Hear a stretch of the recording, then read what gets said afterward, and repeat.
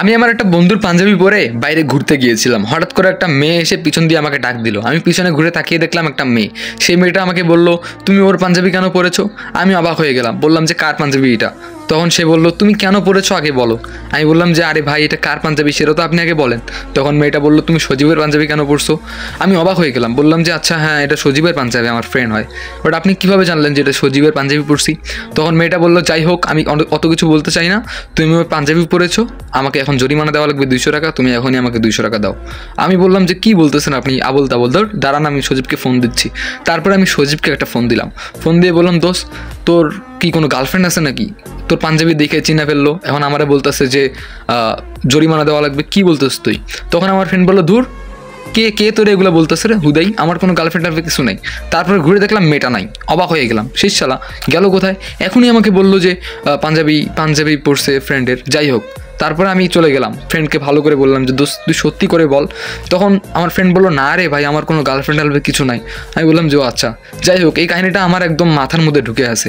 5-6 দিন পার হয়ে গেল, কিন্তু আমি এই কাহিনিটা ভুলতে পাইতেছি না। আরে ভাই, কেমনে কী হইলো? হুট করে একটা মাইয়া আসে বলতেছে সজীবের পাঞ্জাবি পড়ছো। যাই হোক, কিছুদিন চলে গেল, আমি এক্সাম দিব, তবে আমার কলম নাই, পরীক্ষার হলের মধ্যে কলম নাই।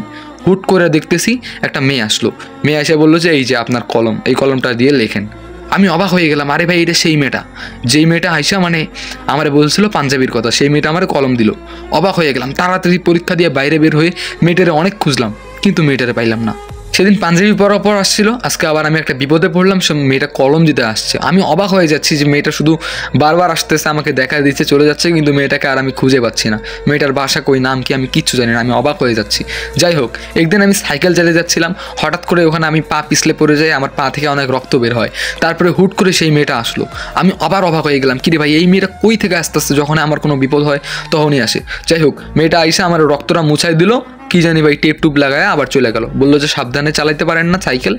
আমি অবাক হয়ে গেলাম, বললাম যে শুনেন, আপনার নাম কি, আপনি কই থেকে আসেন? তখন মেয়েটা মুচকি এসে বললো, অত কিছু না জানলেও চলবে। তারপরে মেয়েটা আবার চলে গেল।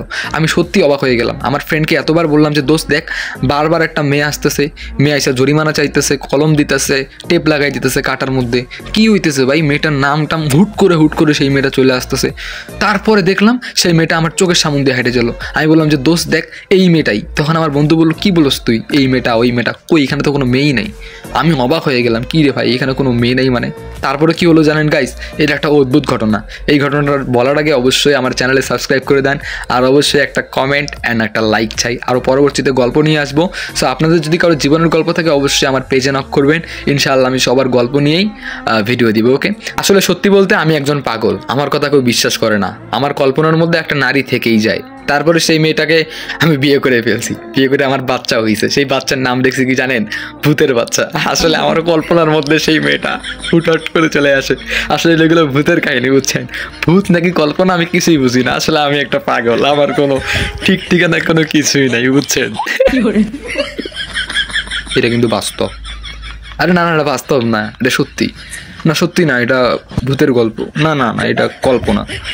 যাই হোক, আপনি সাবস্ক্রাইব করে লাইক টেক দিয়ে চলে যান।